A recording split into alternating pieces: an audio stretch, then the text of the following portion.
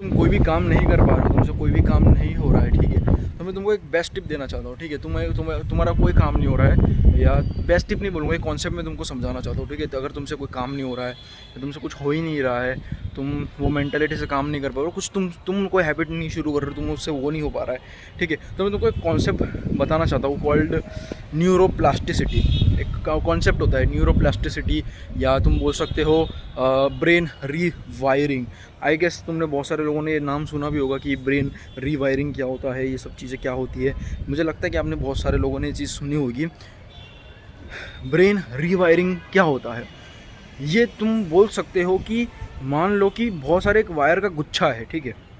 अब मान लो कि वायर का गुच्छा है, वो रिप्रेजेंट करता है तुम्हारी ज़िंदगी अभी बहुत ज़्यादा डल है, ठीक है। वायर का गुच्छा मतलब वायर बिल्कुल भी ऑर्गेनाइज्ड नहीं है, किधर की वायर किधर है, किधर की वायर किधर है, ठीक है। अगर मान लो ये वायर है, ए पोर्ट वाली वायर है, ए लेट्स सपोज एक वायर है जिसका नाम है ए, एंड वो जाकर सी वाले वायर के पोर्ट में जाकर जुड़ रही है, ठीक है।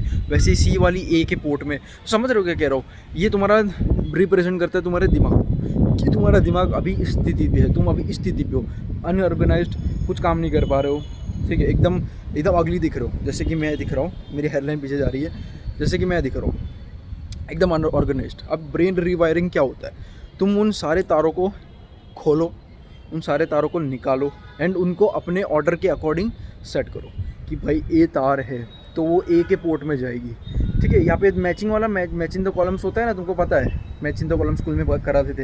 ये ए है तो ए की जगह पे उसको डालो, ये बी है तो बी की जगह पे। तो अब जो ऐसी वैसी वायर जा रही थी वो एकदम स्ट्रेट लाइन को फॉलो कर रही है, now it's following over straight line, ठीक है। एकदम स्ट्रेट लाइन को वो सारे फॉलो कर रहे हैं अभी। तो ब्रेन रिवायरिंग कुछ ऐसा ही होता है। भले आपकी ज़िंदगी में कितनी ज़्यादा प्रॉब्लम्स क्यों ना हो, कुछ भी क्यों ना हो, आप नहीं कुछ काम कर पा रहे, बट ये कॉन्सेप्ट की वजह से ना आप वो सारी चीज़ें कर सकते हो, सारी चीज़ें वो आप अचीव कर सकते हो। इसको बोलते हैं ब्रेन रिवायरिंग। जेन्युइनली ये मेरी ज़िंदगी इसने चेंज कर दी है। जेन्युइनली मैंने जब से ब्रेन रिवायरिंग के बारे में समझा है ना भाई, सच में मेरी जेन्युइनली ज़िंदगी चेंज हो गई है। कैसे मेरी ज़िंदगी चेंज हो गई है मैं तुमको बताना चाहता हूँ। अभी ब्रेन रिवायरिंग बहुत इंपॉर्टेंट है अगर आपको कोई भी हैबिट शुरू करनी है। अब मेरे लिए कैसा था, जिम की बात करता हूँ, इससे पहले मैं गाँव गया था। गाँव जाने से पहले मैं एकदम हार्डकोर बॉडी बिल्डर था हार्डकोर, एकदम टफ मेंटालिटी वाला मैं बॉडी बिल्डर था। मतलब बॉडी बिल्डर नहीं, मतलब एक जिम गोवर था, बहुत ज़्यादा टफ मेंटालिटी वाला, कि हर एक सेट एकदम एंड तक पुश करना है, एकदम हैवी वेट उठाना, अच्छे फॉर्म में, सब कुछ एकदम हैवी जाना चाहिए। और बहुत मज़ा भी आ रहा था, जेन्युइनली बहुत मज़ा आ रहा था, ठीक है, बहुत ज़्यादा मज़ा आ रहा था। बट मैंने ले ली छुट्टी, ठीक है। मतलब तुम बोल सकते हो कि मैं जिम में अपने पीक पे था, जहाँ पे एकदम पीक पे मेरा वज़न उठ रहा है, एकदम पीक माइंडसेट मेरा बन चुका है, एकदम स्ट्रॉन्ग पीक पे है मेरा पूरा माइंडसेट, स्ट्रॉन्ग वाला, सारी चीज़ें मेरी एकदम स्ट्रॉन्ग, एकदम ऑर्डर में, डाइट ऑन पॉइंट, सारी चीज़ें मेरी ऑन पॉइंट। फिर मैं लेता हूँ ब्रेक, जेन्युइनली ब्रेक, लाइक 1-2 हफ्ते का ब्रेक था, ठीक है। बट वो ब्रेक लेते लेते लेते मुझे 21 दिन हो गए, ठीक है, इसमें संडे इंक्लूडेड है। मुझे 21 दिन का मेरा ब्रेक हो गया, ठीक है, एकदम 21 दिन का मैंने ब्रेक ले लिया। अब उसकी वजह से क्या हुआ कि मेरा जो हार्डकोर बॉडी बिल्डर वाला मेंटालिटी था, जो मेरा मेंटालिटी था, जो मैं बिल्कुल भी एकदम एक सेट एक रैप भी नहीं छोड़ता था, अब मेरी वो हार्डकोर बॉडी बिल्डर मेंटालिटी या ट्रेनिंग या वो सारी चीज़ें ना, कैसे पता है, अभी ना वो पीक से थोड़ी नीचे आ चुकी है। अब मेरा दिमाग रिवायर हो चुका है, क्योंकि उन 20 दिनों में मैं अपने आप को यही बोल रहा था कि भाई अब मैं ना रेस्ट ले रहा हूँ, थोड़ा सा मैं रेस्ट ले रहा हूँ। अब रेस्ट लेके मैं क्या करूँगा, रेस्ट लेके मैं अपनी बॉडी को अच्छा रेस्ट दूंगा, ताकि मैं जब जिम ज्वाइन करूँगा तब मैं और अच्छे से परफॉर्म कर पाऊँ, ठीक है। इसके लिए मैंने रेस्ट लिया, चलो रेस्ट बहुत बढ़िया गया, बहुत अच्छा गया। और साथ साथ मैंने उन रेस्ट के दिनों में मैंने अपनी ये भी बोला कि भाई अगली बार से मैं जब जिम ज्वाइन करूँगा, पता नहीं कितने दिनों के बाद, 20 दिन के बाद, 21 दिन के बाद, और मैं बार बार अपने आपको बोलता था कि जब भी जिम ज्वाइन करूँगा ना भाई, अच्छे तरीके से वेट्स उठाऊँगा, फॉर्म अच्छे से रखूँगा, क्योंकि वेट से ज़्यादा तुम्हारा फॉर्म मैटर करता है। एंड जिम मतलब गाँव से आने के बाद भी मैंने ये चीज़ डिसाइड करी कि भाई कुछ भी करके, गाँव से आने के बाद में मैंने ये चीज़ डिसाइड करी कि भाई अब से जिम में मैं जाऊँगा, वेट उठाऊँगा, बट ऐसा एकदम वैसा नहीं जैसे मैं पहले उठाया करता था वेट।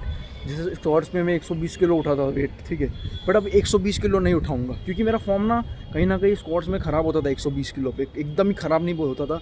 बट मुझे वो जो थोड़ा बहुत भी जो थोड़ी थोड़ी इंप्रूवमेंट चाहिए, थोड़ी बहुत भी अगर मैं इंप्रूवमेंट कर सकता हूँ तो मुझे वो भी चाहिए थी। लाइक स्क्वाट्स में भाई इतना तुम झुक सकते हो, इतना तुम मतलब ये स्ट्रेट तुम्हारी बॉडी पूरी एकदम स्ट्रेट 90 डिग्री, ठीक है, बट इतना तुम झुकोगे तो चलेगा। बट मेरी हाँ मेरी इतनी थोड़ी ऐसी झुकती थी, इतनी स्ट्रेट है ना, तो इतनी झुकती थी, वो एक्सेप्टेबल है। बट मेरे को वो नहीं चाहिए। मैं चाहता हूँ कि मैं अपने गुरुजी की तरह ऑलमोस्ट 90 डिग्री में स्क्वाट्स मारूँ, वो भी हैवी। ऐसे मैंने अपने आप को अभी दिमाग में वो चीज़ डाल दी, वो फॉर्म डाल दिया मैंने अपने दिमाग में। आ नहीं रहा है वो बात अलग है, बट मेरे दिमाग को रीवायर कर दिया। अब मैं ट्राई करता हूँ कि मेरा वही फॉर्म में मेरा स्क्वाट्स आए, ठीक है। भले आ नहीं रहा, बट मेरे दिमाग में वो चीज़ डल चुकी है कि अब वो इतना वेट उठाएगा नहीं, ठीक है। अब मेरे गुरुजी भी यही बोलते हैं जिम वाले कि भाई देखो, अगर कोई चीज़ नहीं अच्छे से आ रही है, कोई वेट्स अच्छे से नहीं उठ रहे, तो उस वेट को कम कर दो, वेट को कम करो, अपना फॉर्म इंप्रूव करो, फिर धीरे धीरे तुम जो वेट तुमने छोड़ा था तुम उस वेट पे फिर से पहुंच जाओगे। मेरा एग्जांपल देता हूँ भाई, मैं 120 किलो मारता था, मेरा फॉर्म अच्छा था, नो डाउट बहुत अच्छा था, बट मुझे थोड़ा सा और इसमें इंप्रूवमेंट चाहिए। मैं चाहता हूँ कि मैं थोड़ी सी मेरी बॉडी और स्ट्रेट होकर मैं स्क्वाट्स मारूँ, ठीक है। और मेरी 120 पे नहीं होती थी, तो मैंने क्या किया, मैंने 120 छोड़ दिया मारना, मैं 110 से 115 किलो मारूँ। आज 115 किलो मारूँगा, अगर 15 भी नहीं आएगा वो फॉर्म खराब हो तो 110 से मैं मारूँगा, 10 किलो का, ठीक है। ट्राई करूँगा कि 110 किलो ही में मारूँ, ठीक है। वो मैंने कम कर दिया। अब इससे होगा क्या, अब मैं वही जो मैंने वेट छोड़ा, अब मैं उसमें अपना फॉर्म इंप्रूव करूँगा। अब मैं अपना फॉर्म इंप्रूव करूँगा, जैसे कि अब धीरे धीरे मैं अपनी बॉडी को स्ट्रेट रखूँगा, अपना ब्रेथ को इंप्रूव करूँगा, ये सारी चीज़ें मैं इंप्रूव करूँगा। और जब मेरा फॉर्म अच्छा हो जाएगा तो ऑब्वियसली मेरी स्ट्रेंथ बढ़ेगी, वही फॉर्म में मेरी स्ट्रेंथ बढ़ेगी, वही फॉर्म में मेरा रेपिटेशन मारने का, वही फॉर्म में मेरा दिमाग सेट हो जाएगा। वो भले कितना भी हैवी अगर मैं जाऊँगा तो भी वो वेट ऐसा ही मारेगा जैसे मैंने कम वेट में मार रहा था। 110 पे जो मैं अच्छे से वेट मार रहा था फॉर्म में, अब जो वेट मैं छोड़ दिया 120 किलो, उसमें वैसा ही अच्छे तरीके से वेट मारेगा जैसे 110 पे मार रहा था। तो ये कह रहा हूँ, क्योंकि जिम के एग्जाम्पल से मैंने रिवायरिंग बताई, ब्रेन रिवायरिंग बहुत इंपॉर्टेंट है, बहुत ही ज़्यादा इंपॉर्टेंट है ब्रेन रिवायरिंग। तुमको ब्रेन रिवायर करने की ज़रूरत है। एंड मैं बोलूँ ना, तुमको 20 दिन में तुमको कहीं ना कहीं ब्रेन तुम्हारा रिवायर हो जाता है, पर तुमको तब तक वो चीज़ें करते रहनी पड़ती है, समझ रहे? That's it.